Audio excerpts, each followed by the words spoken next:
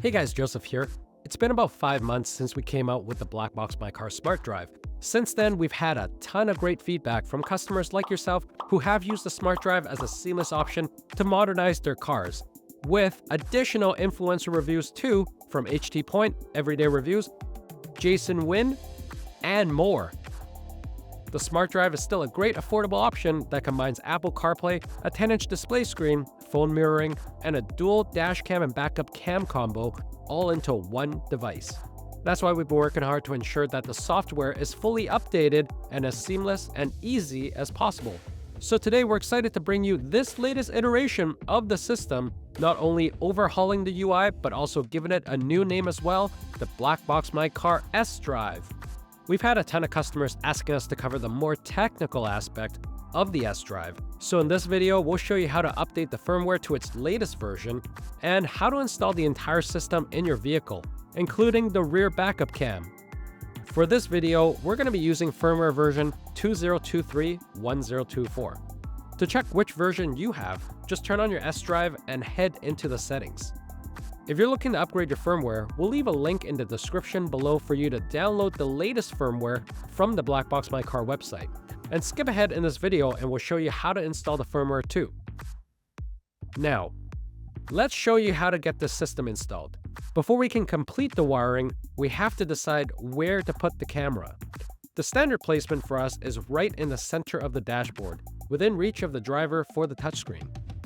Placement is going to depend on your vehicle, and the adjustable amount lets you get creative with it. For example, Everyday Reviews installed it on a small lip on his dashboard, or Jason Wynn mounted his model with a slant towards the driver and the mount placed at an angle. Do keep in mind that the dashcam on the back of the front unit still has to capture clear video to keep you protected, and this lens can also be slightly rotated too. Once you do find a proper place to mount it, make sure you wipe down the area first to remove any residue that might hinder the adhesive. Now, remove the adhesive cover from the bottom of the mount and place the unit up. Hold it firmly in place for a couple of seconds to ensure it sticks properly.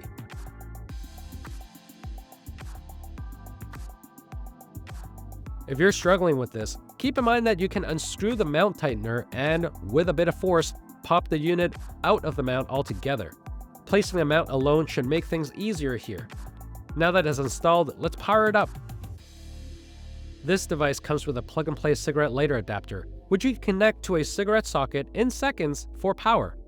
One thing to note is that you cannot hardwire the S-Drive, nor does it have built-in parking mode. We'll walk you through hiding the cables and making it all look professional.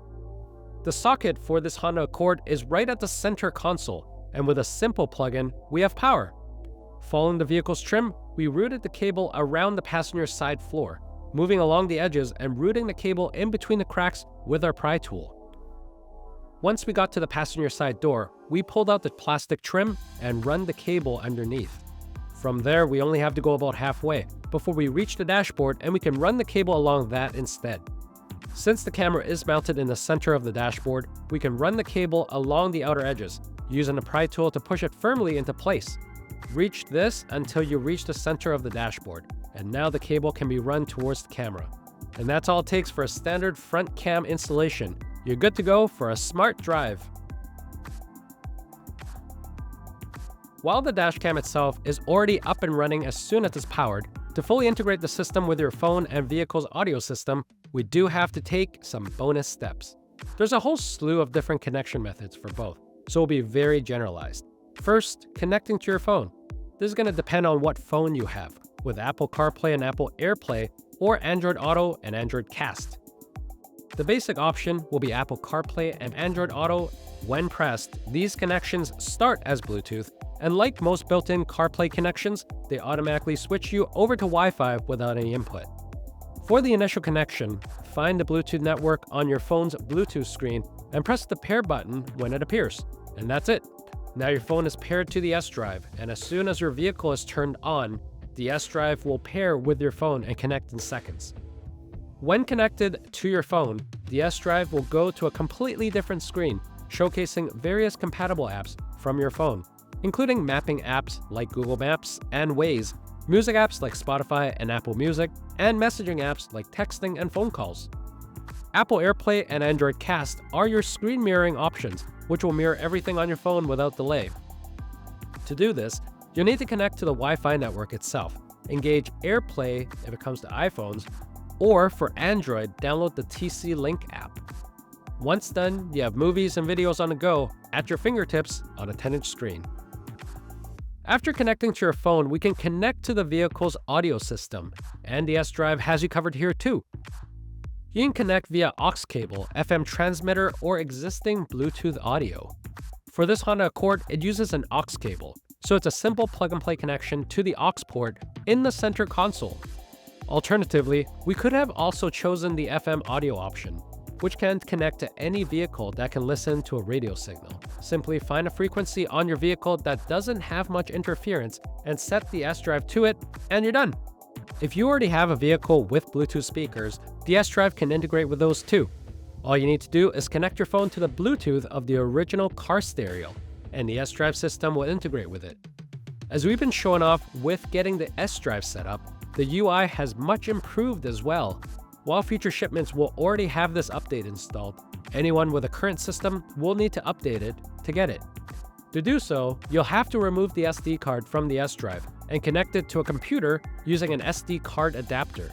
From there, download an SD card burner, like our recommended Phoenix Card software. You can find the firmware itself and Phoenix Card in the link in the description. Once in the Phoenix Card software, ensure you have the SD card and the .img firmware file selected.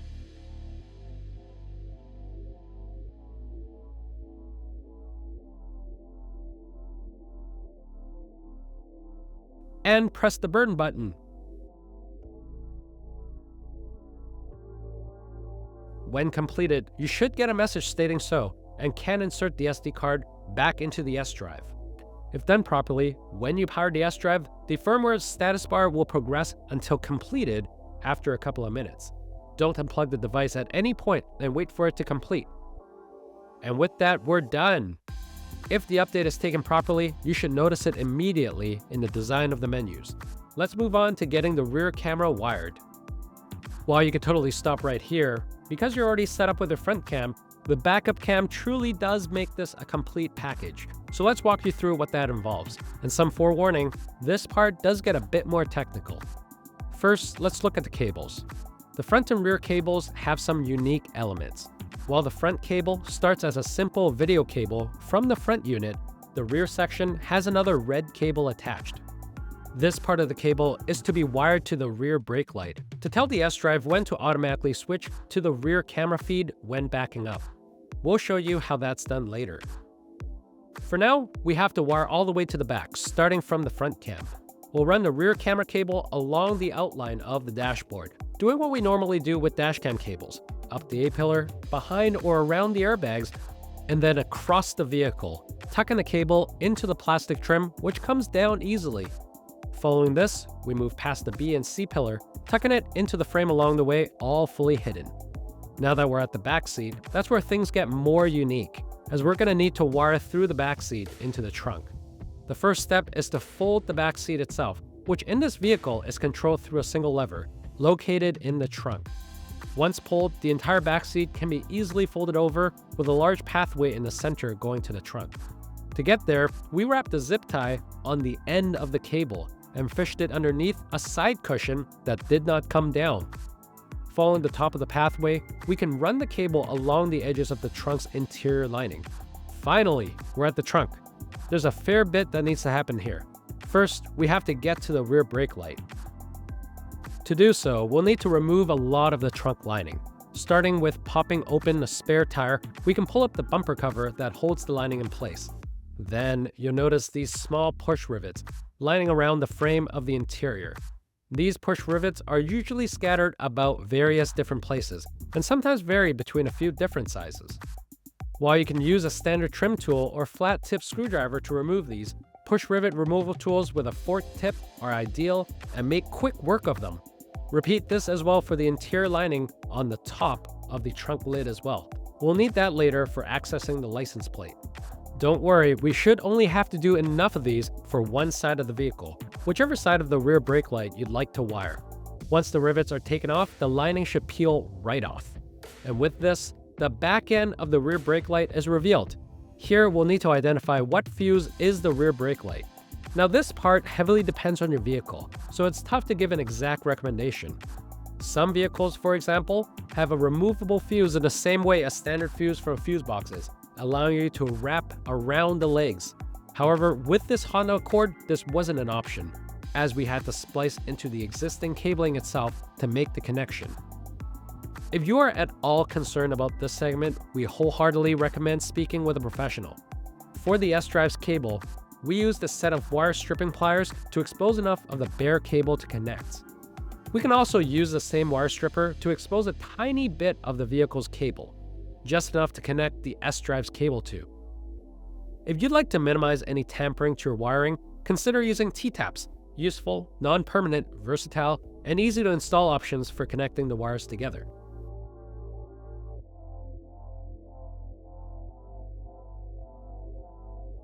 These T-taps also allow us to make an extra small cut in the vehicle's cable to connect to and firmly hold the connection in place.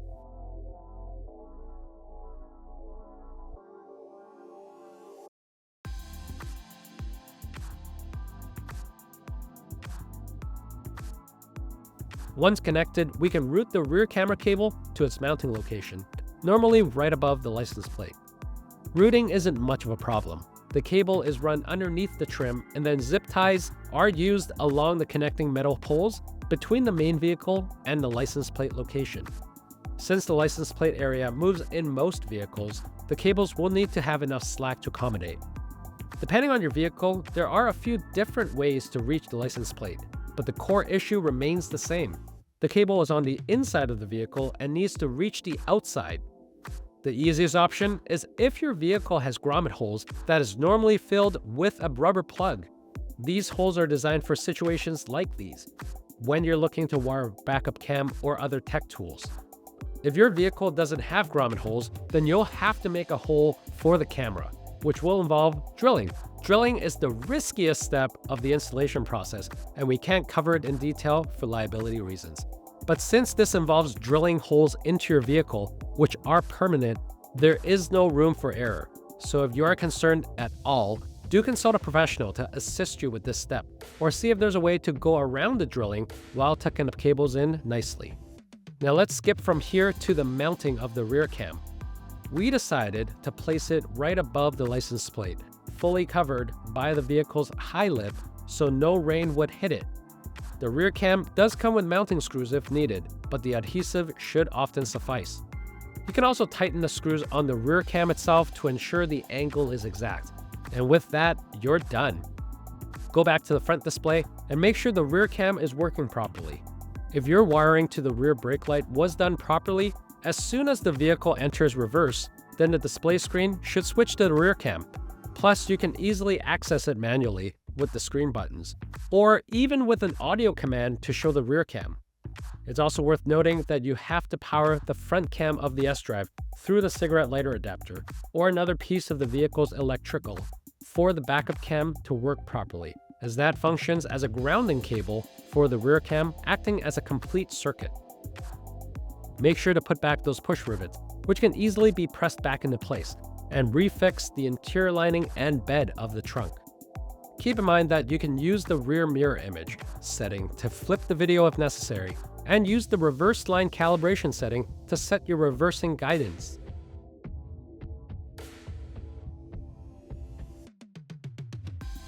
When the backup cam isn't being your parking guide, it's also being the eyes in the back of your head, functioning as a low angle, constantly recording 1080p dash cam on your trips. And that's how you install the BlackboxMyCar S-Drive. For $150 US, this system modernizes any vehicle with Apple CarPlay and Android Auto, provides front and back dash cam protection, and adds a backup cam. If you haven't gotten yours yet, check it out on our website. If you have any questions or comments about it, drop them in the comments below. Support us by hitting that like and subscribe button to stay tuned on all things S-Drive, as we'll keep rolling out improvements as time goes on. See you guys in the next one. Thanks for watching.